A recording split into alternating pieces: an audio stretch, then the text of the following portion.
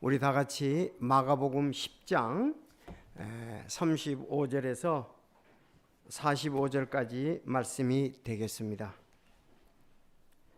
마가복음 10장 35절에서 45절. 자, 우리 헌신자 카드를 두고 또 우리가 어떻게 섬길까 그 모습을 생각을 하면서 또 이 말씀으로 주님께 영광 돌리기를 원합니다. 마가복음 10장 35절에서 45절까지입니다. 자, 35절 제가 읽고 36절 여러분 45절까지 그렇게 하겠습니다. 여러분 말씀을 볼 때 또 성령의 인도하심이 있으시기 바랍니다.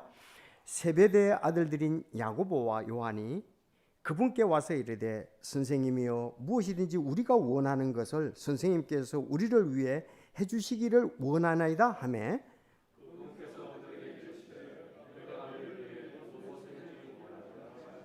그들이 그분께 가로되 선생님께서 영광 가운데 계실 때에 우리가 하나는 선생님의 오른쪽에 다른 하나는 선생님의 왼쪽에 앉는 것을 우리에게 허락하여 주옵소서 하였으나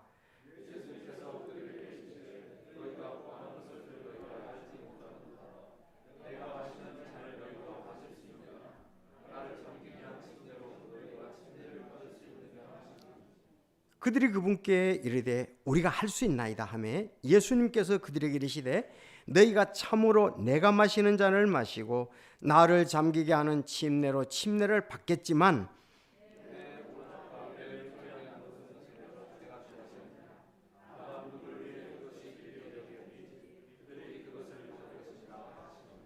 그 10명이 그것을 듣고 야고보와 요한을 몹시 못마땅하게 여기기 시작하였으나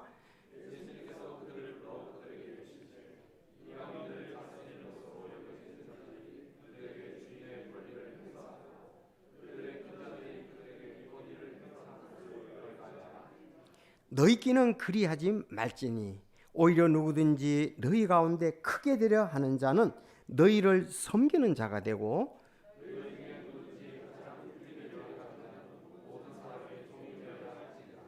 사람의 아들도 섬김을 받으러 오지 아니하고 다 같이요 도리어 섬기며 자기의 생명을 많은 사람의 대속물로 주려고 왔느니라 하시니라.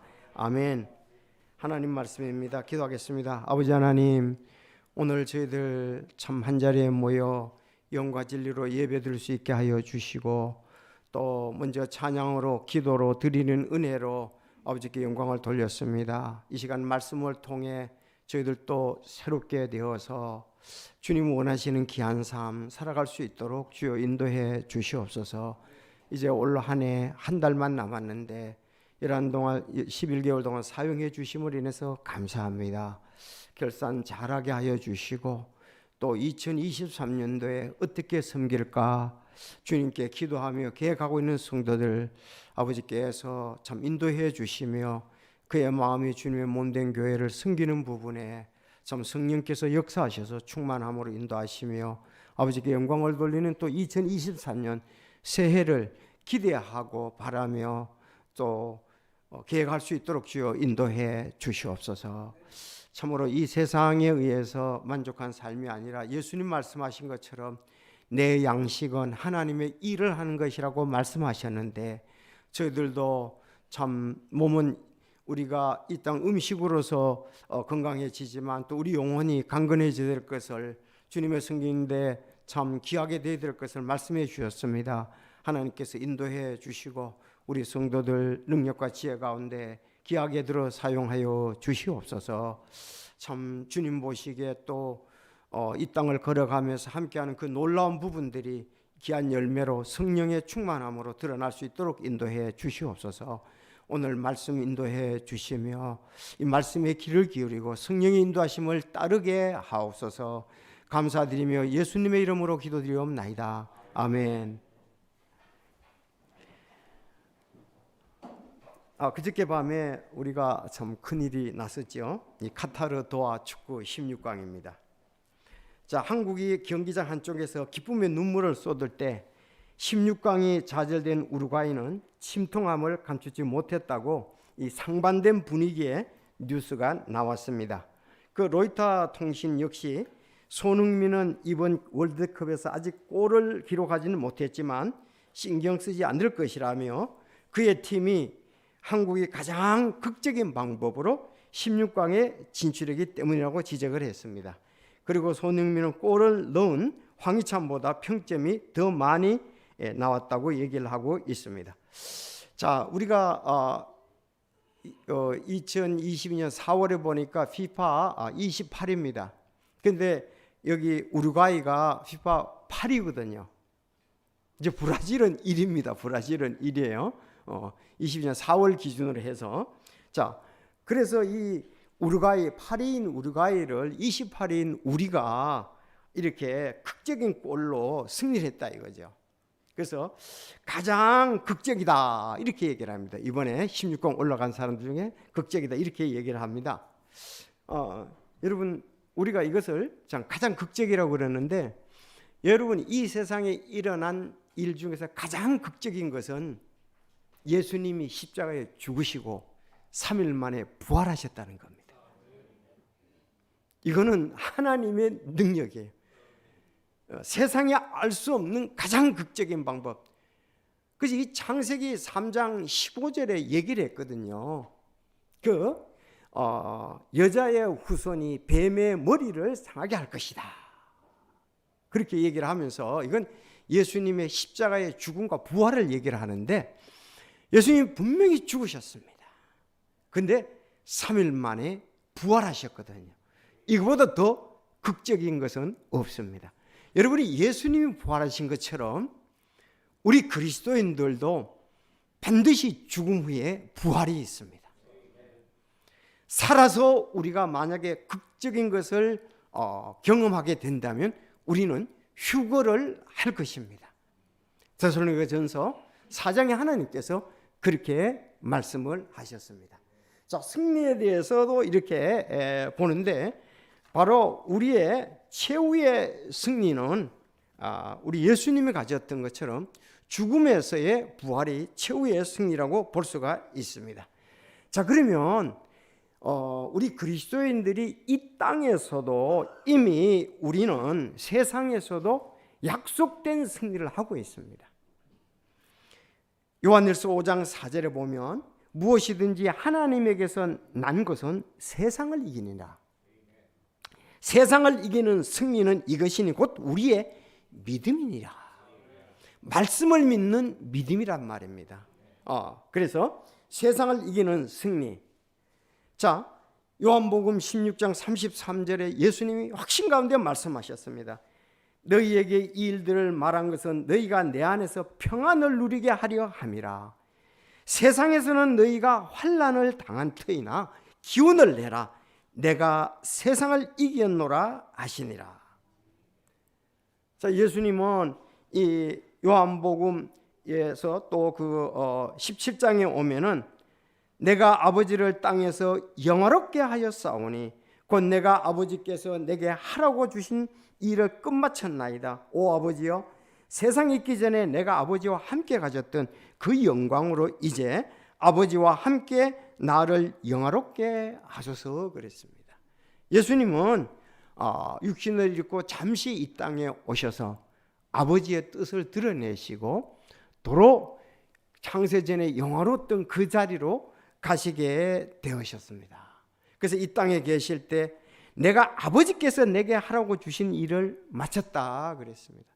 구원받은 우리들도 예수님께서 이제 말씀하신 것처럼 아버지께서 우리에게 하라고 하신 일을 끝마치고 영화로운 예수님이 계신 그곳에 우리도 가야 할 것입니다.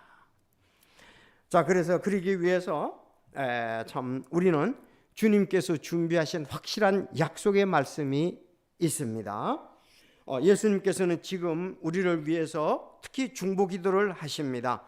누가 정죄하리요? 죽으신 분은 그리스도시요 참으로 다시 일어나신 분도 그리스도시니 그분께서는 바로 하나님의 오른편에 계시며 또한 우리를 위해 중보하시니라. 오늘도 참 나의 기쁨 나의 소망 되신 그 찬송을 할 때 우리가 험한 골짜기를 다닐 때라도 주님께서 우리와 함께 하신다는 그 말씀이 얼마나 또 위로가 되는지요.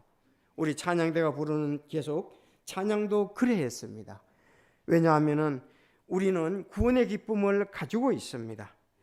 사도행전 2장 41절에 보면 그때 그의 말을 기쁘게 받아들인 자들이 침례를 받음에 바로 그날에 3,000원 가량이 그들에게 더해지니라. 그때 그의 말을 기쁘게 받아들인 자들, 즉 베드로가 전한 구약의 하나님의 말씀을 기쁘게 받아들였다고 했습니다. 기쁘게 받아들이고 그날 침례를 받았습니다. 그리고 침례를 받았습니다. 바로 그날에 3,000원 가량이 그들에게 더해졌습니다. 성도 여러분, 우리가 로마서 8장도 잘 알잖아요. 이디오피아 네시와 빌립.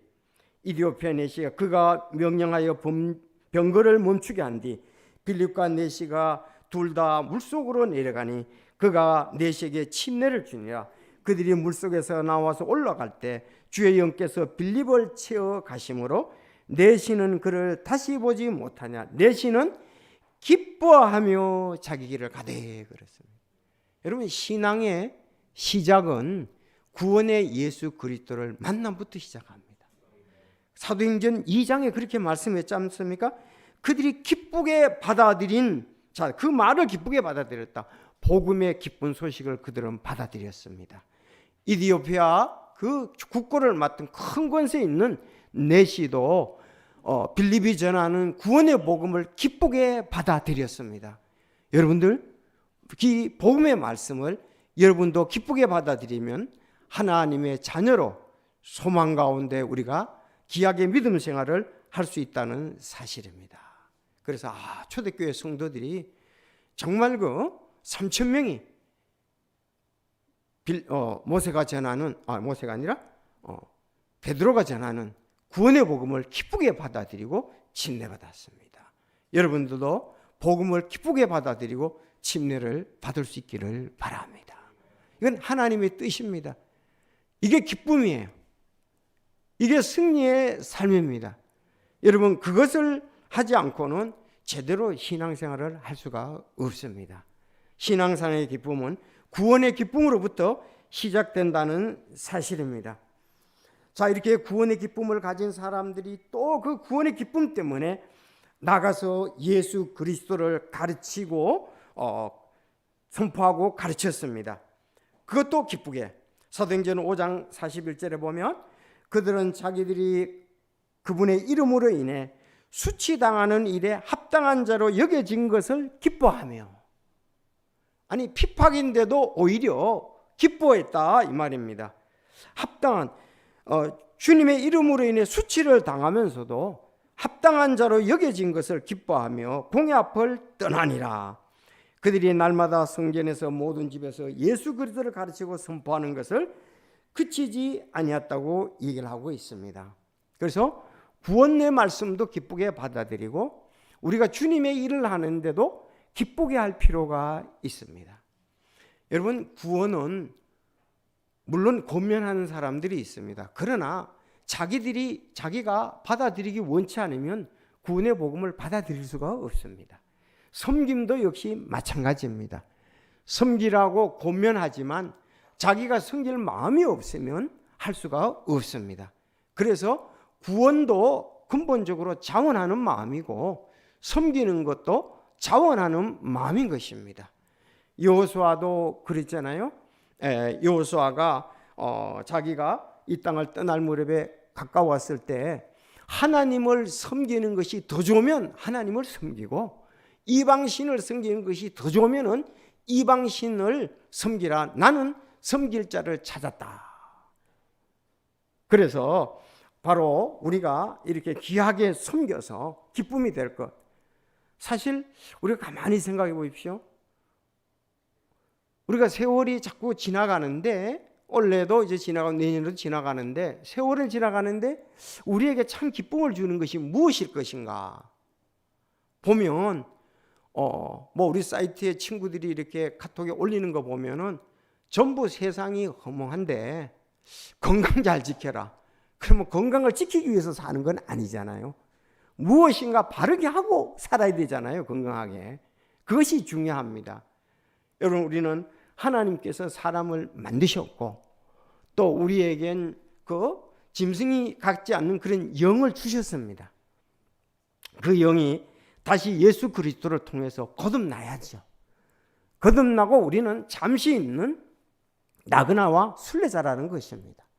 그분 앞에 가도록 준비된 인생이 가장 행복한 인생, 승리의 인생, 기쁨의 인생이라고 볼 수가 있습니다. 사도 바울이요, 예수님을 보니까 어떤 분이냐? 또 고린도후서 6장 10절에 바울 사도의 섬김의 모습을 보니까 또 근심하는 자 같으나 항상 기뻐하고 가난한 자 같으나 많은 사람을 부유하게 하며 아무것도 없는 자 같으나 모든 것을 소유한 자로다. 이 믿는 사람에 대해서 그렇게 말씀했습니다. 여러분 맞습니까? 분명히 세상으로 인해서 육신으로 인해서 여러 가지 싸움에 전쟁이 있어서 근심하는 자 같으나 항상 기뻐했다 그랬습니다. 또 가난한 자 같으나 많은 사람을 부유하게 하고 예수 믿는 사람이 그렇게 하는 거예요. 없는데도 사람들을 부유케 한단 말이죠. 예수님 부유케 한. 자, 아무도 없는 자 같은 모든 것을 소유한 자다 그렇게 말씀했습니다. 바로 이것이 그리스도인의 섬김의 아름다운 모습이라고 볼 수가 있습니다. 여러분 차분한 마음으로 아름다운 마음으로 기뻐하면서 주님을 섬길 수 있기를 바랍니다. 빌립보서 4장 4절 따라합시다. 항상 주를 기뻐하라. 내가 다시 말하노니 기뻐하라. 그래서 이 말씀과 함께 우리가 데살로니가전서 5장 16절도 잘 알잖아요. 항상 기뻐하라. 쉬지 말고 기도하라. 모든 일에서 감사하라. 이것은 그리스도 예수 안에서 너희를 향하신 하나님의 뜻이니라. 그래서 여러분 항상 기뻐할 수 있기를 바랍니다. 기뻐하는 것은 하나님의 뜻입니다. 우리가 보통 이렇게 얘기하지요. 사람들은 천사가 아름답다고 생각을 하죠. 천사가 아름답다. 그래서 좋은 사람들을 우리가 귀한 사람들을 천사와 같은 사람이다 이렇게 말합니다. 여러분들을 만약에 천사와 같은 사람이라고 한다면 상당히 평판을 좋게 받는 사람이겠죠. 저 사람은 천사와 같다. 그 말 받기는 쉽지가 않아요. 근데 가끔 그런 천사와 같다는 말을 평판을 듣는 사람이 있습니다. 천사와 같다면 진짜 기분이 굉장히 좋지요. 자, 혹시 여러분은 그런 소식 들어봤나요? 저 사람 천사와 같아. 아마 거의 없는데 간혹은 있습니다. 성도들은 예수님을 닮길 또 원한다고 기도하고 찬송을 합니다. 난 예수님 닮기 원하네. 그런데 그러면 그들이 예수님과 천사가 왜 그렇게 아름다우냐? 예수님의 뛰어남의 특징은 기쁘게 섬기시는 데 있었습니다. 성도가 기쁨으로 주님을 섬길 때 가장 아름다운 삶입니다. 오늘 마지막 절에 그렇게 얘기를 했잖아요. 제자들이 생각하는 것과 예수님은 역시 달랐습니다. 제자들은 누가가 육신적으로 그들이 막 육신의 힘으로 열심히 섬기려고 했던 것 같아요. 그렇죠? 여기 요한과 야고보와 또 그의 어머니 살로메가 우리 아들도 좀 주의 왕국에서 오른쪽 왼쪽에 앉게 해달라고 그렇게 얘기를 했고 두 아들도 그렇게 얘기를 했습니다. 성경에 보면 한 번은 그 얘기가 엄마가 했다는 얘기가 나와 한 번은 아들이 얘기했다는데 뒤에 내용에 보면 같이 그랬다고 얘기를 했다고 볼 수가 있습니다. 그래서 좌편 우편에 앉게 해달라 그랬습니다. 주님 우리가 이렇게 열심히 섬기는데 우리에게 뭘 해주시겠습니까? 이렇게 얘기한 거나 다름이 없거든요.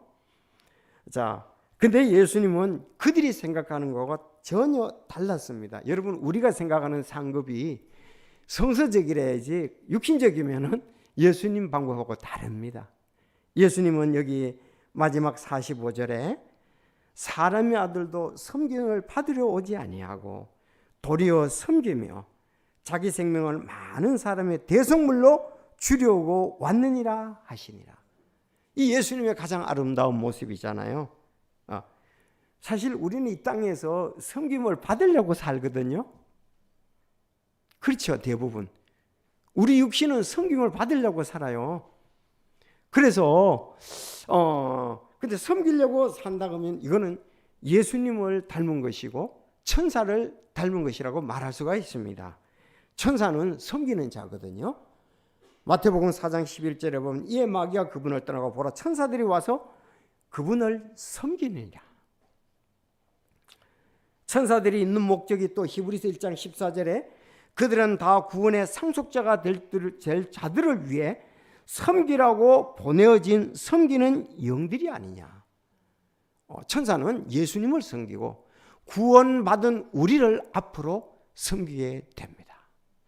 그러니까 예수님께 감사해야 되죠. 왜? 우리가 변화된 몸이 되었을 때는 천사가 우리를 섬긴다고요. 우리를 섬긴다고요.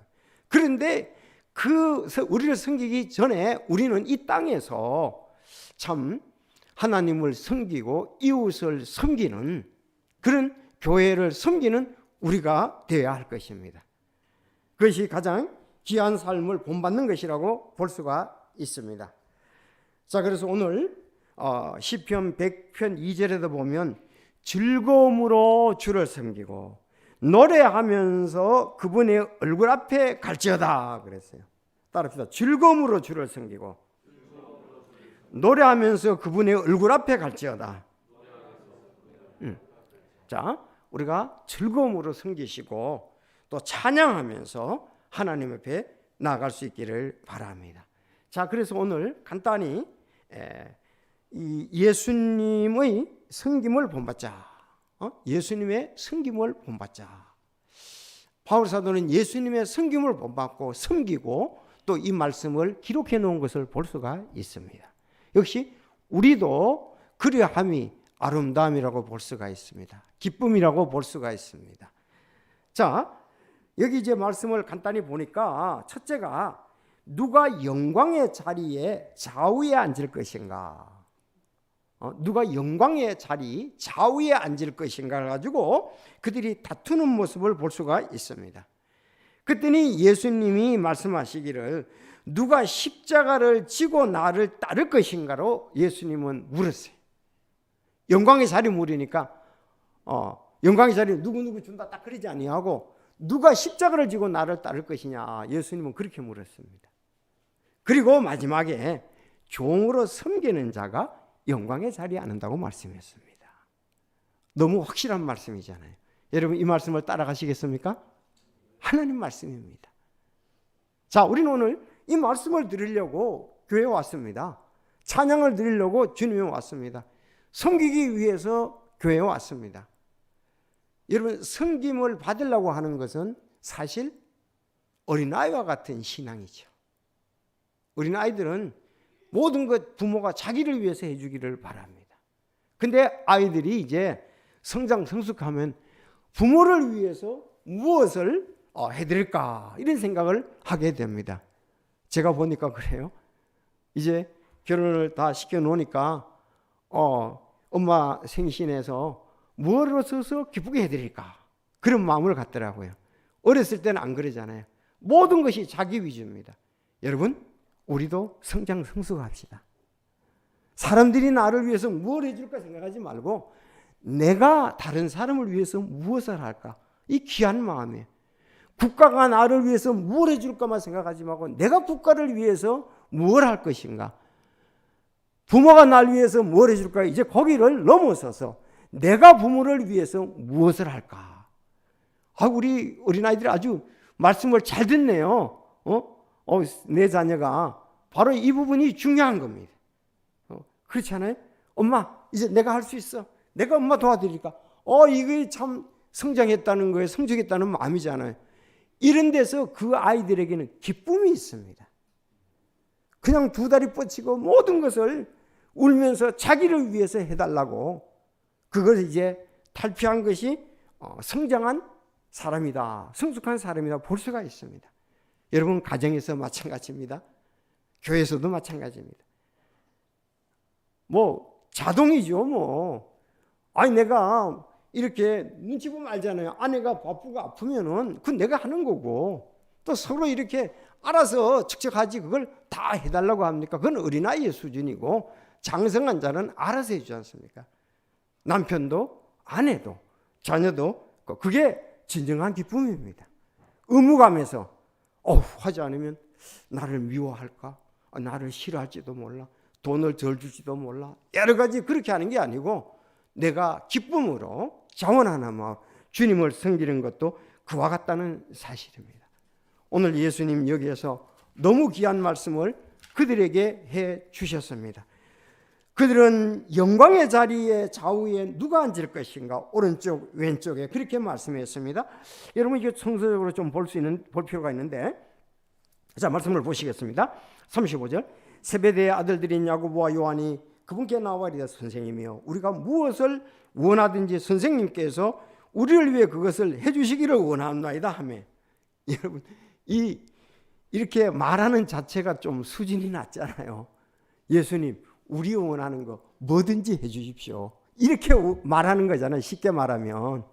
그랬더니 예수님이 그분께서 그들에게 이르시되 내가 너희를 위해 무엇 해주기를 원하느냐 물었습니다. 예수님은 그들이 그분께 이르되 선생님의 영광 가운데 그랬거든요. 선생님의 영광 가운데 우리가 하나는 하나님의 오른편에 다른 하나는 하나님의 왼편에 앉는 것을 우리에게 허락하소서 하거늘 그랬습니다.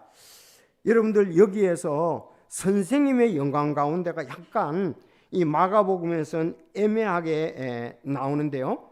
이 마태복음에 보면 20장 21절에 주의 왕국에서라고 구체적으로 나옵니다. 그래서 그거 써놓으십시오.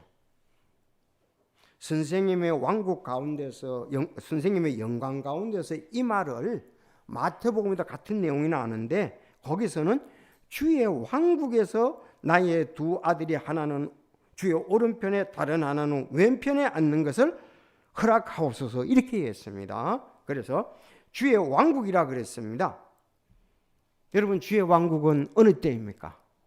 그래도 이들이 비록 지금 자기 마음대로 그래도 완전히 육신적인 것은 아니었습니다. 왜? 주의 왕국에서 해달라 그랬으니까 이 땅에서가 아니고 그렇지 않습니까? 주의 왕국에서 오른편 역시 그것도 하나님이 해주실 일인데 자기들이 그렇게 요구할 일은 아니거든요. 자기들은 청지기로서 겸손히 계속해서 섬기만 되는 겁니다. 오른쪽 왼쪽은 하나님께서 해 주실 것입니다. 그래서 여기 주의 왕국, 여러분 이것도 우리가 잘 아는 것이 필요한 주의 왕국은요, 이제 이스라엘 백성들은 메시아 왕국을 원했잖아요. 그것이 주의 왕국이거든요. 맞죠? 다시 그것을 구체적으로 보면 여러분 천년 왕국입니다. 아멘. 그러니까 아주 천년 왕국이에요. 그래서 우리가 이런 부분에 대해서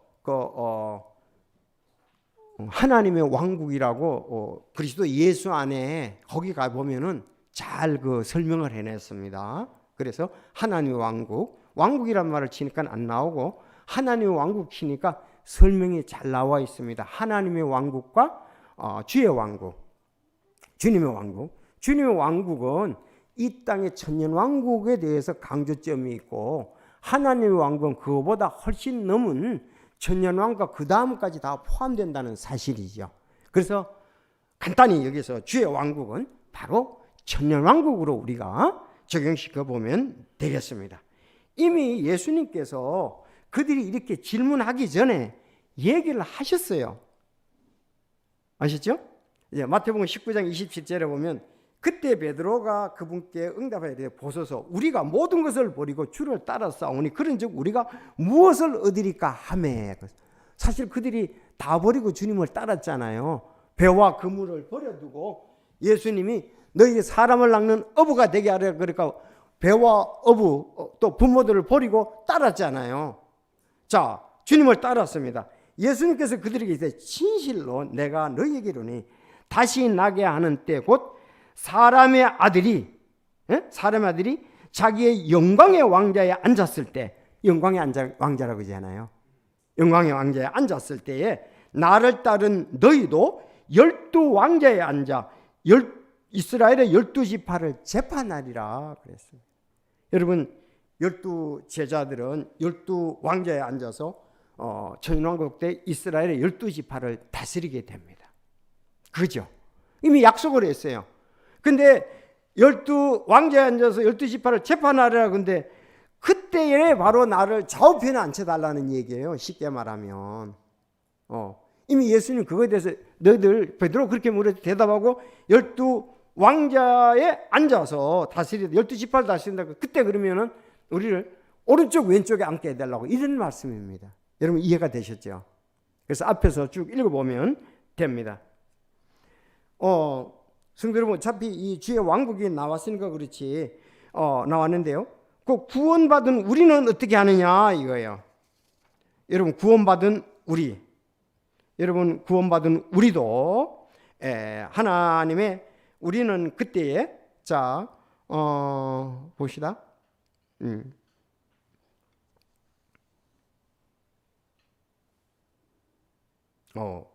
그 본문을 갖다가 우리 그리스도인들은 어떻게 되느냐 왕노릇을 하리라 그렇게 말씀을 했습니다. 계시록 20장 6절에 보면 있네요. 계시록 20장 6절에 보면 첫째 부활에 참여하는 자는 복이 있고 거룩하도다. 둘째 사망이 그들을 다스릴 권능을 갖지 못하고 도리어 그들이 하나님과 그리스도의 제사장이 되어 천년 동안 그분과 함께 통치하리라. 이 교회에 관한 말씀 아시죠? 우리 여기 해당됩니다. 첫째 부활, 교회는 첫째 부활에 참여하잖아요. 그런데 하나님과 그리스도의 제사장이 되어 천년 동안 그분과 함께 통치하리라. 이들은 12제자들은 특별히 이스라엘의 12지파를 다스리 재판하지만 우리는 제사장이 되어 천년 동안 그분과 함께 통치한다고 그렇게 말씀했습니다. 이 약속을 여러분 믿을 수 있기를 바랍니다. 자, 그러면 아까 다시 돌아가서 누가 영광의 자리 좌우에 앉가 이렇게 얘기했을 때에 참 이런 부분들이 아직도 영적으로 어리다 보면 그들은 아직 믿음이 약했고 성령 충만이지 못했다는 것을 말하고 있습니다. 아직도 영적으로 어렵고 성령 충만하지 못했습니다. 마치 그 유치원에 가면은 선생님 좌우에 아이들이 서로 앉으려고 그러죠. 그렇죠? 그리고 대통령 좌우에 누가 앉느냐? 그 아주 자기들의 뛰어난 것을 또 가까이 한다는 것에 대해서 그런 앉으려고 하는데 여러분 이 땅에서 지금 제자들이 하는 것은 너무 성급했다. 근데 나중에 보면 뭐라 그럽니까? 누가 영광의 자리에 앉을 것인가? 이제 자기 자신을 다 비우고 주님의 뜻을 구하는 성령 충만한 제자들의 모습이 됩니다. 여러분 똑같아요. 우리도 아직 육신적일 때는 교회 안에서 누가가 영광의 자리에 앉느냐, 누가가 인기가 있느냐, 누가가 섬김을 받느냐 이렇게 생각을 하는 거예요. 그거는 제자들 처음에 여기 32절 37절에 나오는 거하고 똑같아요. 알았죠? 네. 자, 그래서 예수님의 대답은 내 오른편에 왼편에 앉는 것은 내가 줄 것이 아니고 예수님 아주 지혜롭게 정말 하는 뜻이겠는데 다만 누구를 위해 그게 예비되었든지 그들이 그것을 받을 것이니라. 자, 그거는 되어 있는데 그거는 아직은 너희들이 이렇게 아직은 지금 섬겨야 될 때잖아요. 지금 여러분 너희들한테 얘기할 게 아니고 다 섬기고 난 다음에 준비된 것을 준다 이겁니다. 알았죠? 지금 아직도 섬기기도 전에 아직 섬기는 부분이 남아 있잖아요. 그런 부분에서 지금 상을 달라고 오른편 왼편을 얘기하는 것은 합당한 것이 아니다. 예비되었든지 그들이 그것을 받을 것이니라. 맞습니다. 하나님은 전지하시며 공의로우신 분입니다. 우리가 하나님의 심판석에 가면 칭찬과 상급의 자리가 있을 겁니다. 누구를 위해 예비되었든지 그것을 받을 것입니다. 고린도전서 15장 그러므로 내 사랑하는 형제들아 너희는 굳게서 흔들지 말고 항상 주의 일을 넘치게 하라. 너희 수고가 주 안에서 헛되지 않을 줄 너희가 아느니라. 항상 주님 열심히 섬기면 그 사람에게 주어지는 것이지 육신적으로 지금 생각한 그런 왕국의 상급이 왕자와 상급이 아니라는 것을 말씀하고 있습니다. 자, 여러분 잘 아셨습니까? 아마 예외일 수도 있습니다. 어떤 사람은 비록 드러나게 섬기지 않지만 기도하면서 자기 생활 가운데 최선을 다해 섬기는 사람도 있을 것입니다. 어떤 사람은 어쩔 수 없이 드러나게 섬길 수밖에 없는 부분들이 있습니다. 또 그분은 그거에 따라서 하나님께서 그래서 드러나게 섬기라고 말씀을 하셨습니다. 청지기들을 구할 것은 신실한 사람으로 드러나는 것이라고 했습니다. 그렇지만 다 드러나는 건 아닐 수 있거든요. 어쨌든 하나님은 전지하시고 공의로우신 하나님이십니다. 다 아십니다. 공의로우신 하나님이십니다. 정확한 잣대로 정확한 저울로 우리의 상급을 달아서 주님은 주실 것입니다. 주님을 의지하고 예수님과 같이 이 기쁜 마음으로 섬기면 상을 받으리라고 확신합니다. 그래서 예수님이 이제 그렇게 줄 거라고 생각하고 그 다음에 예수님이 오히려 물으셨어요. 자, 누가 십자가를 지고 나를 따를 수 있느냐 하고 물었습니다. 예수님께서 그들에게 너희가 구하는 것을 너희가 알지 못하 내가 마시는 잔을 너희가 마실 수 있느냐 나를 잠기게 한 그 침례로 너희가 침례를 받을 수 있느냐 하시니 그랬습니다. 그들이 그분께 이르되 우리가 할 수 있나이다 하며 예수님께서 그들에게 이르시되 너희가 참으로 내가 마시는 잔을 마시고 나를 잠기게 하는 그 침례로 침례를 받으려니와 내 오른편과 왼편에 앉는 것은 내가 줄 것이 아니라 다만 누구를 위해 그것이 예배되었든지 그들이 그것을 받을 것이니라 하시니라. 열제자가 그것을 듣고 야고보와 요한을 몹시 못마땅하게 여기기 시작하거늘 그랬습니다. 예수님은 여기 내가 마시는 잔을 마시고 나를 잠기게 하는 침례로 침례를 누가 받을 수 있느냐 이렇게 했습니다. 여러분 이게 무슨 말입니까? 아니 내가 마시는 잔 이것은 잔과 침례라고 나오죠. 여기 잔과 침례잖아요. 이 말의 뜻이 뭡니까? 예수님의 십자가의 죽음과 고난과 죽음을 의미합니다. 예, 고난과 죽음을 내가 마시는 잔. 그리고 내가 받는 침례 죽음이잖아요. 잔은 고통이잖아요. 자, 그래서 이것은 죽음과 고난과 죽음을 의미합니다. 자, 야고보와 요한은 할 수 있다고 했지만은 사실은 체험적으로는 할 수가 없었습니다. 어렵기 때문에 그랬습니다. 마가복음 15장 50절에 보면 예수님이 십자가에 달리기 위해서 붙잡히고 그렇게 했을 때 그들이 다 그분을 버리고 도망갔다. 할 수 없잖아요. 같이 고난에 동참하겠느냐? 같이 죽음에 동참하겠느냐? 그들이 다 버리고 도망을 갔잖아요. 원했지만은 환경에 의해서 그렇게 못했던 것을 볼 수가 있습니다. 그분께서 전에 자기 제자들에게 불러이시되 누구든지 나를 따르오거든 자기를 부인하고 자기 십자가를 지고 나를 따를 것이니라 그랬습니다. 자기를 부인하고 자기 십자가를 지고 따른다 그렇게 말했습니다. 자, 여기 자기를 부인하고 자기 십자가를 지고 따른다. 가장 여기에서 합당한 말씀은 갈라디아서 2장 20절입니다.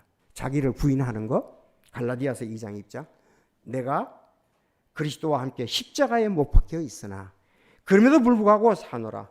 그러나 내가 아니요 주께서 내 안에 사시느니라. 나는 지금 내가 육체 안에서 사는 삶을 나를 사랑하사 나를 위해 자신을 주신 하나님의 아들의 믿음으로 사느니라 그랬어요. 가장 아름다운 성경이 뭐냐고요? 내가 예수님과 함께 십자가에 못 박혀 죽었다. 이제 내 안에 주님이 사신다. 내 안에 성령님께서 사시는 이런 삶으로 이런 것으로서 섬기는 자가 바로 자기를 부인하고 자기 십자가를 가지고 섬기는 자라고 볼 수가 있습니다. 참 너무 귀한 말씀이잖아요. 그렇죠. 왜냐하면 바울 사도는 그 각 교회에 주님에 대해서 가장 잘 아니까 주님의 마음이 어떤가 섬기는 태도가 어떻게 되는 걸 잘 아니까 이렇게 말씀을 하셨던 것입니다. 그래서 이 고대란 학자는 이렇게 얘기를 했습니다. 성도의 여행의 필수적인 것, 작별하고, 즉 자기를 부인하고, 두 번째 자기의 짐을 지고 십자가를 지고 여행을 떠나는 것, 주님을 따르는 것이다, 이렇게 얘기를 했습니다. 그래서 여러분들 자기를 부인하고 십자가를 지고 따르는. 근데 교회 안에서 왜 이렇게 어려움이 많습니까? 이들이 오늘 다른 제자들이 뭐 분해가지고 못마땅하게 여겼습니까? 바로 육신적인 것 때문에 그렇습니다. 육신이 교회에 강하게 나타날 때에는 싸움이 있게 됩니다. 그러나 성령이 강하게 역사할 때는, 오늘 오후에도 말씀드리겠지만은, 교회가 정말 주님의 일을 왕성하게 할 수가 있습니다.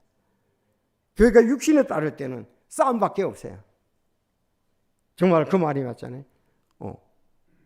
위층에는 담임 목사 중심의 삶, 밑에 층에는 원로 목사 중심의 삶, 이렇게 파들이 갈려가지고 그러잖아요. 왜? 육신이 강해서. 제자들 똑같은 거예요. 여러분, 우리도 우리의 모습도 시기와 질투와 다툼이 있다면 바르게 섬기는 것이 아니다. 자원하는 마음으로 기쁘게 여러분 섬길 수 있기를 바랍니다. 안내하고 위로하고 인도해 주지만 결정은 자기가 내리는 것입니다. 마지막 부분 보고 마치겠습니다. 자, 세 번째, 종으로 섬기는 자가 영광의 자리에 앉는다고 말씀하고 있습니다. 예수님께서 그들을 불러 이르시되 이방인들을 다스리는 자는들은 그들이 주인된 권리를 행사하고 그들의 큰 자들이 그들에게 권위를 행사하는 줄을 너희가 알고냐. 너희끼리는 그리하지 말지니 너희 가운데 크게 되고자 하는 자는 너희를 섬기는 자가 되고 너희 중에 누구든지 가장 으뜸이 되고자 하는 자는 종이 되어야 하리라. 그래서 바로 그 부분이 예수님이다. 사람의 아들은 섬김을 받으러 오지 아니하고 도리어 섬기며 자기의 생명을 많은 사람의 대속물로 주려고 왔느니라. 정말 아름다운 일생을 보내는 거예요. 자기를 촛불같이 다른 사람에게 비추면서 일생을 보내는 거예요. 내가 아름다운 섬김으로, 자원하는 섬김으로, 기쁨의 섬김으로 내가 내 일생을 보낸다면 그거야말로 주님의 뒤를 따르는 가장 아름다운 성도라고 볼 수가 있고, 그거에 따라서 하나님이 귀한 상을 주게 되리라고 믿습니다. 왜 사람들이 이렇게 자리 때문에 이렇게 얘기를 합니다. 자리에는 그 권력의 자리에는 권세가 나오고 돈이 나오고 특권과 특혜가 나오기 때문에 이렇습니다. 정치권이 이것 때문에 난리잖아요. 난리. 맨날 난리. 뭐 양심도 없는 사람같이. 그렇잖아요. 왜? 그 권력이 자리에서 나오기 때문에 그렇습니다. 위원장 자리를 누가 갈 거냐? 대통령 자리를 누가 할 거냐? 국무위원 자리를 누구야 하냐? 국회의원 자리를 누구를 할 거냐? 여러분, 우리나라에는 국회의원 자리가 대단하죠. 근데 우리가 뽑았거든요. 그렇잖아요. 우리가 뽑았거든요. 그런 사람은 앞으로 뽑아주지 말아야 돼요. 정말 국회의원은 보니까 오래된 통계입니다만은 그들이 본인 앞에 지금 되는 것이 1년 한 해에 2억 3천만 원이 지급된다고 해요. 2억 3천만 원. 그리고 7명의 보좌를 자기가 원하는 대로 거닐 수가 있고, KTX 공짜, 버스 공짜, 선박 공짜, 항공료 다 무료고요. 1등석을 탑승할 수 있대요. 비행기도. 그리고 그들은 수속을 밟지 않고 기빈실을 통해서 갈 수 있고, 외국에 나가면 제외 공관원들이 영접을 받을 수 있다. 이렇게. 국회의원. 그래서 아침마다 그렇게 인사하고 소리 지르는 거예요. 날 뽑아달라고. 그렇죠? 그때 막 손에도 나와가지고 날 뽑아달라고 인사하고 뭐 무릎까지도 꿇고 돈 많이 써가지고 그렇게 하려고 하잖아요. 그런데 이 자리가 우리는 너무 특권의 자리가 되면 섬기는 자리가 돼야 돼요. 백성들이 뽑아줬으니까 섬기는 자가 돼야 되지 않습니까? 너무 왕 같은 자리를 지금 하고 있다. 자, 이건 이방인의 집권자들은 이렇게 하고 있는데 주님을 섬기는 자들은 이렇게 해서는 안 된다는 것입니다. 그래서 섬기는 자들은 여기 예수 그리스도의 본을 따라야 된다. 여러분, 구약의 인물들, 그들이 왜 그렇게 행복하고 기뻐하고 만족했습니까? 바로 하나님의 말씀을 따르고 하나님의 권능을 따랐기 때문에 그렇습니다. 요셉, 모세, 정말 다윗의 일생을 보면 위대한 지도자들이었습니다. 다른 사람들에게 감동을 주었습니다. 근데 그들은 삶은 어땠냐? 섬기는 삶을 살기 때문에 그렇습니다. 섬기는 지도자, 이거보다 더 아름다운 것은 없습니다. 요셉은 억울하게 이집트에서 노예로 팔려갔지만 말없이 보디발의 집을 섬겼습니다. 그렇죠. 그 섬김 때문에 나중에 국무총리가 된 것을 볼 수가 있습니다. 모세는 약 200만이 넘는 이 노예되었던 백성들을 이끌었는데 그는 결국은 섬긴 데 있어서 그의 온유함이 지면의 모든 사람보다 승하였더라, 그렇게 말씀하고 있습니다. 다윗도 아름답게 섬겼습니다. 그는 최선을 다해서 사울의 왕을 섬겼는데 사울 왕은 시기심으로 창을 던지고 죽이려고 했습니다. 그러나 그는 사울을 끝까지 섬겼고 또 아들 요나단을 섬겼고 요나단의 아들 다리를 저는 무비보셋을 자기의 밥상에서 평생도록 먹도록 그렇게 섬겼습니다. 자, 그래서 오늘 이런 섬김을 볼 때 바로 우리도 정말 청지기로서, 우린 청지기거든요. 주인이 아니에요. 청지기로 불러주고 우리에게 각자에게 선물을 주셨습니다. 섬기는 은사라고 그러죠. 그거를 써서 주님을 섬기라 이렇게 말씀하셨습니다. 사람의 모양으로 나타나서 자기를 낮추시고 죽기까지 순종하셨으니 곧 십자가의 죽음이라. 죽기까지 하나님께 순종을 했습니다. 여러분, 우리 하나님 말씀에도 주는 자가 받는 자보다 더 복이 많다고 말씀을 하고 있습니다. 자, 여러분들, 그래서 우리가 내가 하나님의 청지기로서 하나님께서 나에게 건강도 주셨고 피로도 공급해 주셨고 지혜도 주셨고 섬길 수 있는 능력도 주셨는데 내가 어떻게 아름답게 섬길 것인가 기도하시고 계획하시고 교회 몸된 교회에 서로 지체로서 우리는 서로 섬겨야 되지 않습니까? 그렇죠. 선물을 서로 섬기게 되어 있습니다. 제가 지난주에 샤워를 하면서 기쁘더라고. 감사의 달이었으니까 손이 말이죠, 아주 그냥 발을 깨끗이 비누로 닦아주고 또 드라이기로 탁 말라주고, 그래서 손이 좀 고맙다, 발이 그렇게 얘기를 하더라고요. 씻어주고 드라이기로 말라주니까. 근데 손은 또 내가 너 없이는 아무것도 못하거든. 먼 거리는 요 얼마 됩니까? 내가 1m 넘어서는 못 가니까 너가 없다면 아무것도 할 수 없네. 또 손이 발한테 고맙다고 그렇게 말하는 것 같더라고요. 그래서 서로 감사하고 우리가 서로 섬김에 격려해주고 또 아름다운 섬김의 표시를 여러분들이 해주시기를 바랍니다. 왜? 각 사람이 선물을 받은 대로 하나님의 여러 가지 은혜를 맡은 선한 청지기로서 서로 그 선물을 써서 섬기라, 그렇게 말씀했습니다. 기도하시겠습니다.